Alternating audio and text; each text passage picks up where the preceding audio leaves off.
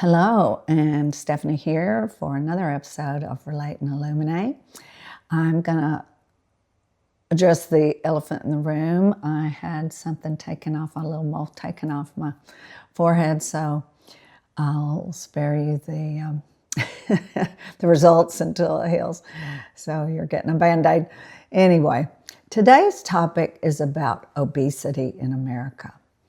It's a big problem, and the reason I want to talk about it because it's about health.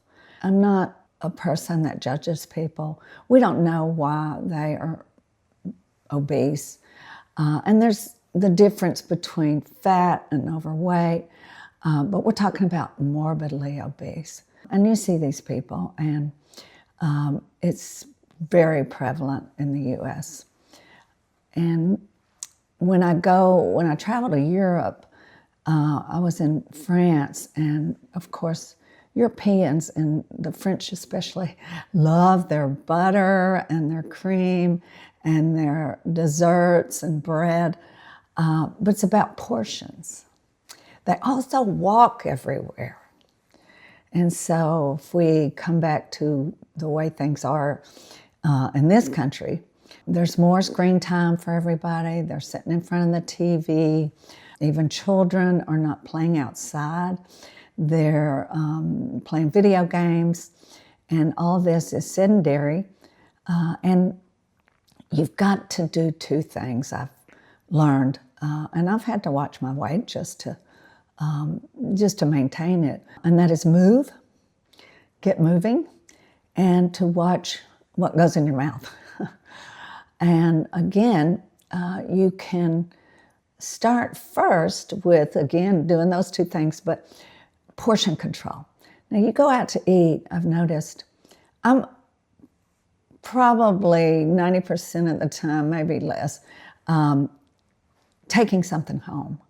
I can't eat all they serve me, and nor do I want to. I'm already full after halfway through, so you might try this. And some people have other issues. They're on medication, and that's what's causing them to hold on to weight, or they might have a glandular problem or something.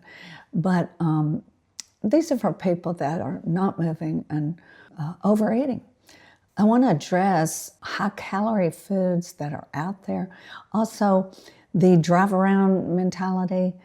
Everybody's in a hurry. Everybody's going to McDonald's and Burger King and all these other fast food places, and it's, you don't even get out of your car and you're getting double cheeseburgers and fries and Cokes, and there's so many calories in sodas.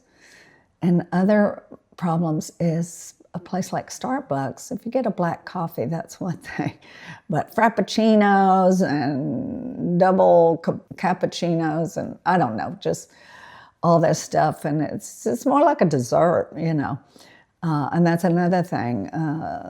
Desserts can just add all kinds of calories to your diet.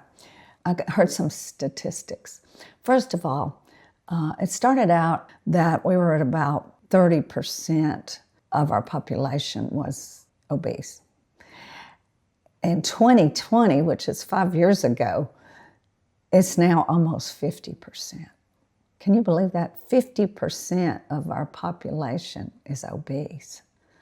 So it's an epidemic. And I just think, and it's a cause of all these health issues. Heart disease, #1 killer in the US. Diabetes and cancer. All of these can cause fatalities. And belly fat, that affects your heart.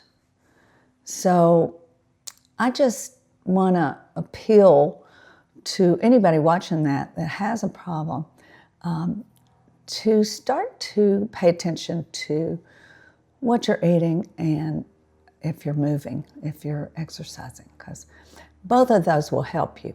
And the main thing is to get fit. You don't have to be a size 4. Or if it's a man, a 30 waist, but just to get fit, not be breathless every time you walk from the couch to the refrigerator. So the calorie intake for women should be about 1,800 a day. And men can go a little bit higher than that, 21 or 2,200. Yeah, those men get another advantage. They seem to lose weight faster and metabolize it better. And I think that's because women have more fat cells because of childbirth. In addition, I want to mention that there's all kind of addictions in our country and others, but food addiction is a big one. I remember seeing, and we have these TV shows, My 600-Pound Life, The Biggest Loser, all this stuff. And if you look at the BBC and other outlets in Europe, they don't have these TV shows because they don't have this problem. One thing you can do is get help. You can go to a place that, get a therapist or a nutritionist that can put you on a good path, what you need to eat and that sort of thing. But I do remember seeing, before we get out of food addiction, is someone saying, they have these rehabs for, opioid addiction or whatever, pills and even heroin and coke and alcohol. But there's no place like a rehab for obese people. And that made me think. So now they have these Ozempics and the like, diabetes medicine that people are using to lose weight. And the only thing I'd say about that is, does it help keep it off? And how long do you have to be on it? Because if you're not diabetic and you're using it, what are you doing to your body? So, there could be some side effects. And we've already heard about, the Ozempic feet or something. And it's like big veins on your feet and they look purple and all that stuff.